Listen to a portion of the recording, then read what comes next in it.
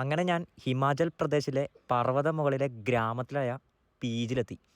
ഏണ്ടാ മോനെ എന്നാ ഈ സാധനം എന്നത് കാണുന്ന ഞാൻ ആ വീട് കണ്ട ചെളിക്കട്ട കൊണ്ടുണ്ടാക്കിയ വീടും അതിന് ചുറ്റും കൃഷിയും ഗ്രാമവാസികളുടെ വളർത്തു മൃഗങ്ങളും എന്നാ ഞാൻ ഈ കാണുന്നു. ഏ അങ്ങനെ ഈ ഗ്രാമവും ഇവിടുത്തെ മൃഗങ്ങളെയും ഗ്രാമവാസികളെയും കംപ്ലീറ്റ് ഞാൻ നോക്കി നിൽക്കുമ്പോഴാണ് പെട്ടെന്ന് ഒരാൾ എൻ്റെ മുമ്പിലേക്ക് ചാടിയത്. ഇതാണ് നമ്മുടെ അരുൺ ഭായ്. ഞാൻ അയാൾക്കൊരു പേരിട്ടിട്ടുണ്ട്, വടക്കൻ അരുൺ. അതിൻ്റെ പിന്നിൽ വേറെ കഥയുണ്ട്.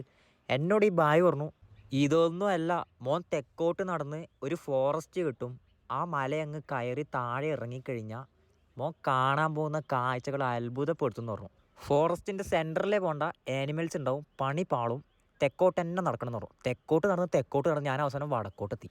തെക്കേതാ വടക്കേതാന്ന് അറിയുന്നില്ല. ചുരുക്കി പറഞ്ഞ വഴി തെറ്റി വടക്കോട്ട് പോയി കാടിൻ്റെ സെൻറ്ററിലെത്തി. എന്നിട്ട് എന്നാ സംഭവിച്ചതെന്നറിയോ? അത് ഞാൻ നാളെ പറയാം.